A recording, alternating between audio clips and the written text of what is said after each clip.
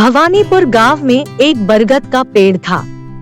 उस गांव के लोग उस पेड़ को भूतिया पेड़ कहते थे, क्योंकि रात होते ही उस पेड़ से कभी रोने की तो कभी हंसने की आवाजें आने लगती थी। चंदन नाम का एक व्यक्ति उस पेड़ के पास से होकर गुजरा।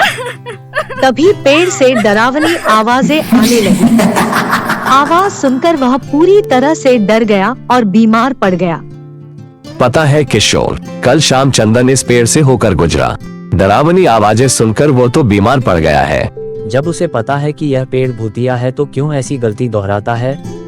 हाँ, सही कहा। किशोर जब अपने घर लौटता है तो उसकी पत्नी उससे कहती है, सुनिए जी, हमारा बेटा बहुत बुरी तरह बीमार पड़ गया है, जल्दी से डॉक्टर को बुलाना होगा।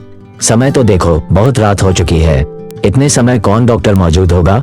दवा लेने के लिए भी मुझे बहुत दूर जाना पड़ेगा। हाँ तो जाए ना, अगर नहीं गए तो हमारा बेटा बहुत ही ज्यादा बीमार पड़ जाएगा। किशोर उसी वक्त आधी रात को दवा लेने के लिए निकल जाता है। वह जिस रास्ते से होकर जाता है उस रास्ते पर बहुत सारे पेड़ गिरे पड़े होते हैं, जिसकी वजह से वह रास्ता बंद रहता है। किशोर उन पेड़ों को उठाने की भी कोशिश करता है, लेकिन उससे यह नहीं हो पाता है। अरे ये रास्ता तो पूरी तरह बंद है। अब मेरे लिए केवल वही भूतिया रास्ता है। हे भगवान, मेरी रक्षा करना। किशोर अपने पाँव उसी भूतिया रास्ते की ओर मोड़ लेता है और चलना शुरू कर देता है। जैसे ही वह भूतिया पेड़ के पास से होकर गुजरता है, वैसे ही पेड़ से रोने की आवाजें आने लगती है। किशोर पूरी तरह डर जाता है और भागते हुए वहां से निकलता है। कुछ समय बाद किशोर दवा लेकर वापस लौटता है। हे भगवान, बस इस बार मुझे बचा ले। दोबारा मैं इस रास्ते पर कभी कदम नहीं रखूंगा। जय हनुमान ज्ञान गुण सागर, जय कपीसते हूँ लोको जागर। तभी पेड़ से आवाज आना शुरू हो जाती है, बचाओ, बचाओ, कोई मुझे बचाओ। आवाज सुनकर किशोर कांपने लगता है और वहां से भागने लगता है। घर आकर जब उसकी पत्नी उसे हांफते हुए देखती है तो पूछती है, क्या हुआ जी, इस तरह हाफ क्यों रहे हो? अरे आज तो मैं बाल बाल बच गया। क्यों, ऐसा क्यों बोल रहे हो? अरे वो भूतिया पेड़ मुझे मार डालता। लेकिन तुम उस रास्ते से होकर क्यों आए? दूसरा भी तो रास्ता है। अरे उस रास्ते पर बहुत सारे पेड़ गिरे हुए थे, जिससे रास्ता पूरी तरह बंद था, इसलिए मुझे भूतिया पेड़ वाले रास्ते से होकर जाना पड़ा। इतना कहते कहते ही किशोर बेहोश होकर जमीन पर गिर पड़ता है।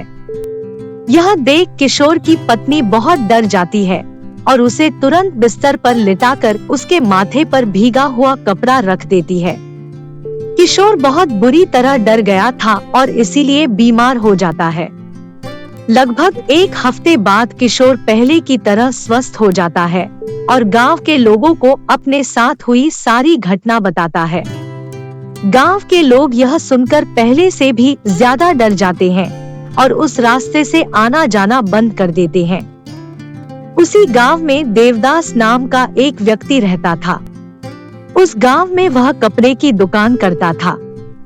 आसपास के गांव में कपड़े की दुकान न होने के कारण गांव और आसपास के भी लोग उसी की दुकान पर आते थे, जिससे देवदास काफी व्यस्त रहता था। इसलिए उसने छोटू नाम के एक लड़के को अपनी दुकान पर रख लिया, जो उसके काम में हाथ बटाता था।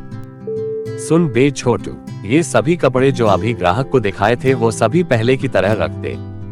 जी मालिक।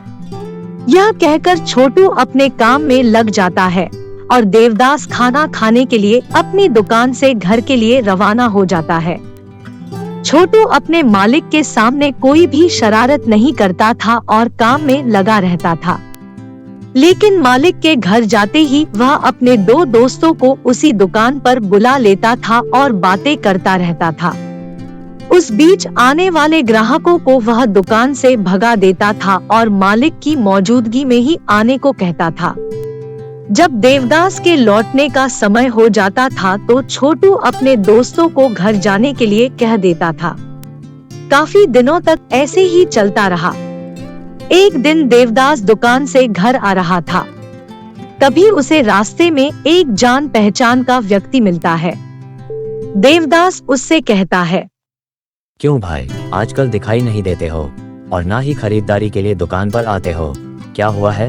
अरे कुछ नहीं भाई, गया तो था तुम्हारी दुकान पर कुछ दिन पहले, लेकिन वो छोटू कुछ लड़कों के साथ दुकान पर बैठा था और उसने कहा कि जब मालिक हो तभी दुकान पर आना, उनकी मौजूदगी में ही कपड़े बेचे जाएंगे। ये सुनकर मैं लौट आया। अच्छा, लेकिन मैंने तो ऐसा कुछ भी नहीं कहा है, और दुकान पर तो वो अकेला ही रहता है। अच्छा ठीक है, मैं चलता हूँ। अगले दिन देवदास दुकान से घर खाने के लिए आता है और जल्दी जल्दी खाना पीना करके तुरंत दुकान के लिए लौट जाता है। जैसे ही वह दुकान पर पहुंचता है, उसे छोटू और उसके दोस्त हंसी मजाक करते हुए दिखाई देते हैं। वह छोटू को डांटते हुए कहता है, क्यों बे छोटू, ये दुकान है या धर्मशाला? दोस्तों से बातें करनी है तो घर जाकर करना, निकलो मेरी दुकान से और कल से काम पर भी मत आना। छोटू देवदास की डांट फटकार सुनकर बहुत गुस्सा होता है, क्योंकि उसे उसके दोस्तों के सामने डांटा गया था। दुकान से बाहर निकलकर छोटू अपने दोस्तों से कहता है, मालिक ने ये ठीक नहीं किया, अब मुझे इन्हें सबक सिखाना ही होगा। सबक? कैसा सबक? क्यों ना रात को मालिक को उस भूतिया पेड़ से जाकर बांध दिया जाए, फिर जो भी होगा उससे मालिक की अकल ठिकाने आ जाएगी।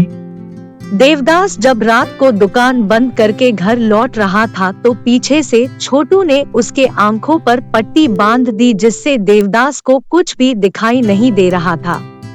छोटू और उसके दोस्तों ने मिलकर देवदास को उस पेड़ से जाकर बांध दिया और पीछे से उसके आंखों की पट्टी खोल दी और वहां से बिना आवाज की भाग गए। देवदास को यह पता भी नहीं था कि उसके साथ यह सब किसने किया, लेकिन जब उसे पता चला कि वह भूतिया पेड़ से ही बांधा हुआ है तो वह डरने लगा। लेकिन किसी तरह वह हिम्मत बनाकर अपने हाथ आगे पीछे करता रहा, जिससे कुछ ही टाइम में उसके हाथ की रस्सी ढीली हो गई और उसके हाथ खुल गए। हाथों को इधर उधर करते समय पेड़ से बंधा एक लाल धागा भी खुल गया। देवदास सारी रस्सियों को खोलकर घर के लिए भागने ही वाला था कि तभी अचानक सामने एक तेज रोशनी हुई और उसमें से एक नन्ही परी निकलकर बाहर आई। देवदास यह देखकर हैरान हो जाता है और पूछता है, तुम कौन हो? मैं एक परी हूँ और यह पेड़ कोई साधारण पेड़ नहीं है, बल्कि एक जादुई पेड़ है। इस पेड़ की रक्षा के लिए मुझे एक दानव से लड़ना पड़ा, लेकिन उस दानव ने धोखे से मुझे इस पेड़ में कैद कर दिया। मुझे नहीं पता, लेकिन मैंने तो केवल अपने हाथों की रस्सी को खोला है। शायद रस्सी खोलते समय लाल धागा भी खुल गया होगा। हाँ, लाल धागे से ही उसने मुझे इस पेड़ के अंदर कैद कर दिया था, लेकिन अब मैं आजाद हूँ। यह कहकर नन्ही परी गायब हो जाती है और तभी जादुई पेड़ बोलने लगता है, तुमने आज नन्ही परी को ही आजाद नहीं किया, बल्कि मेरी शक्तियों को भी दोबारा जिंदा किया है। बोलो तुम्हें क्या चाहिए? मुझे कुछ नहीं चाहिए, बस मैं इतना जानना चाहता हूँ कि यह सब मेरे साथ किसने किया है। अच्छा ठीक है, अब तुम घर जाओ। सुबह होते ही जिस किसी ने भी तुम्हें सताया है वह इस पेड़ से उल्टा लटका हुआ मिलेगा। देवदास घर चला जाता है और रात को जादुई पेड़ अपनी शक्तियों से उन तीनों को अपने पास बुलाता है और उल्टा करके पेड़ से लड़का देता है। देवदास जब सुबह होते ही पेड़ के पास जाता है तो उसे छोटू और उसके बाकी दो दोस्त पेड़ से उल्टा लटके हुए दिखाई देते हैं।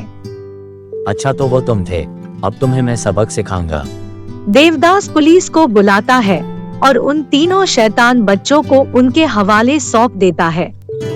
जादुई पेड़ से नन्ही परी आजाद हो चुकी थी, इसलिए अब उस पेड़ से किसी भी तरह की रोने या हंसने की आवाज नहीं आती थी, जिससे धीरे धीरे गांव के लोग उस रास्ते से आना जाना शुरू कर देते हैं और रात को भी लोग बिना डरे उस रास्ते से आते जाते रहते हैं।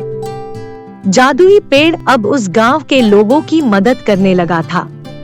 गांव के लोग अपनी समस्याएं लेकर उस पेड़ के पास जाते और पेड़ उनकी समस्याओं को हल कर देता था। वीडियो को लाइक करें और ऐसी ही मजेदार कहानियां सुनने के लिए चैनल को सब्सक्राइब करें। धन्यवाद।